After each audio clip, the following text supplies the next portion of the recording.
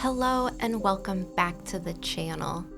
Amber here, and today I'm rounding up the latest news for the Wheel of Time. If you would like to keep in touch, you can find me on Instagram, Blue Sky, and Discord.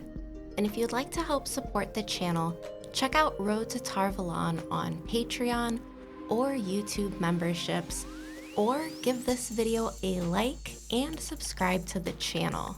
The past couple weeks, we've gotten some more info for the show, including a release of the actors who will be playing the royal family of Andor, and most recently, the announcement of who will be playing Fail Bashir and some of our Aiel. The two most interesting tidbits from this information is that we finally have confirmation on who will be playing Rhuarc and some changes to characters that could point to some changes in the show plots.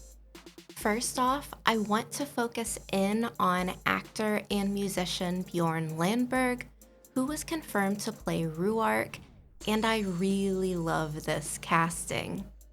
Bjorn is almost 2 meters tall, or about 6 feet 5 inches, and he is a very, very beefy man.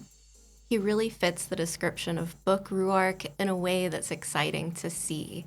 He's got an athletic build and has done stunt training in the past, with a huge backlog of acting and theater work.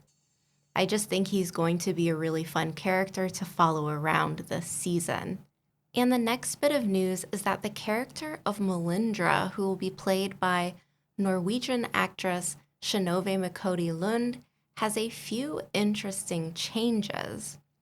Malindra first appears in Book 5, The Fires of Heaven, and is an Aiel Maiden of the Spear from the Shido clan.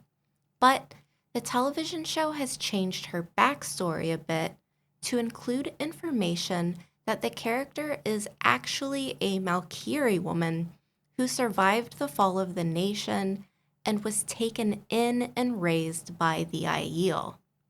And now I will get into some short spoilers. So if you haven't read Book 5, you'll want to skip ahead to where the spoiler bar disappears.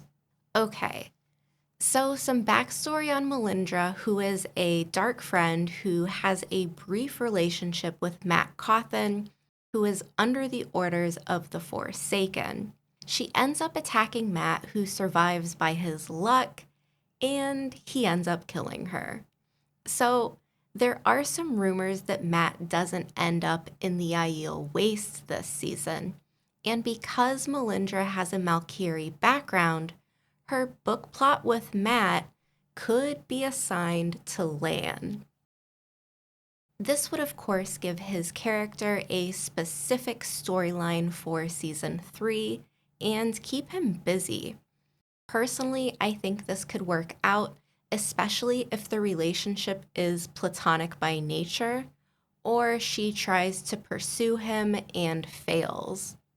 It would also give us an opportunity to hear some good Lan-specific dialogue about Malkir, his homeland, and his connection to new spring characters like Bukama, the soldier that smuggled him out of battle and trained him to be a warrior. I would love an opportunity to hear his story from him. Lan and Melindhra could connect, and then the reveal happens. Another factor that will have big implications with this change is that viewers will get to see that someone doesn't have to be born Aiel to become a Maiden of the Spear, which is really important to the story of Tigraine Mantir. Now, another option that was posted by WhatSeries.com is the theory that Melindhra could be taking over the role of Isel Arel, the daughter of Lan's Carniera. Isel's mother tries to marry her off to Lan to make her the queen of Malkir. Isel has a bit of a tragic story, and if you want to learn more about that, I highly recommend reading New Spring.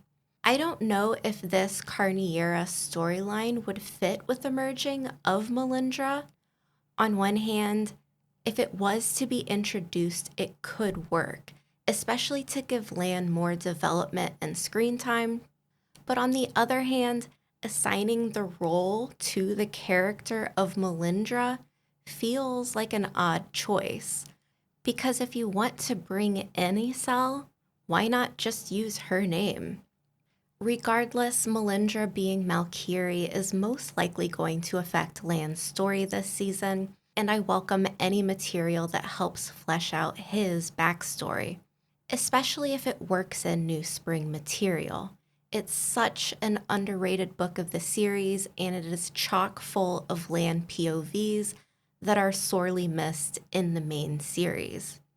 Lan isn't just Moraine's warder and defender. He has a really critical role to the story, and this would flesh him out in a way that really shapes his identity. Moving forward to other news, tucked away at the end of this press release announcing our new characters of Fail, Bear, Melaine, Rhuarc, and Malindra, is some more information that might hint at a Season 4 Greenlight.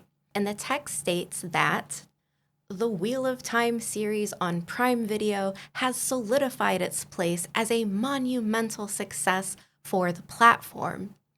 Based on Robert Jordan's beloved and epic fantasy book series, the show weaves a tale of magic, destiny, and adventure and has captured the imagination of fans worldwide. In 2021, Season 1 launched as the biggest original series debut in Prime Video history, at the time excelling in both reach and subscriber acquisition. It continues to remain among the top 3 series debuts of all time on Prime Video, behind The Lord of the Rings of Power, and Fallout. Overall, the show has generated over 100 million viewers worldwide to date. Additionally, both Seasons 1 and 2 are certified fresh on Rotten Tomatoes, further cementing the show's critical acclaim. The Wheel of Time serves as a cornerstone of Amazon MGM Studios' suite of successful, highly qualified tentpole fantasy series, and together, these series underscore the studio's leadership in developing premium storytelling to a global audience. Okay, so let's take a moment to take all this in. To me, this sounds like Prime Video is very happy with the show and definitely sees the potential in it. I posted this to Instagram and Blue Sky last week that Season 2 of The Wheel of Time has a higher critic rating and higher audience rating than both of the second seasons of House of the Dragon and The Rings of Power. This is a really huge bit of information, and I don't bring it up to dump on any other series, but just to highlight what the feelings are towards the show among more casual viewers and critics, especially because all 3 IPs are the leading series in fantasy. There's also been some new Instagram posts from showrunner Rafe Judkins where he spent New Year's in Japan with many of the Wheel of Time show writers like Amanda Kate Schumann, Rami Park, and John McCutcheon. Could this be a writing retreat where they are working on Season 4? Or was this just a friendly vacation? Either way, when you add everything up, it seems like there's a little more hope with the extension of the show, especially the line in the press release about the show excelling in both reach and subscriber acquisition, because this is one of the major factors that determines whether Prime Video moves forward with the series. And of course, this doesn't confirm anything, but it does feel like a step in the right direction. As always, thanks for watching, like and subscribe, and I'll see you back next time.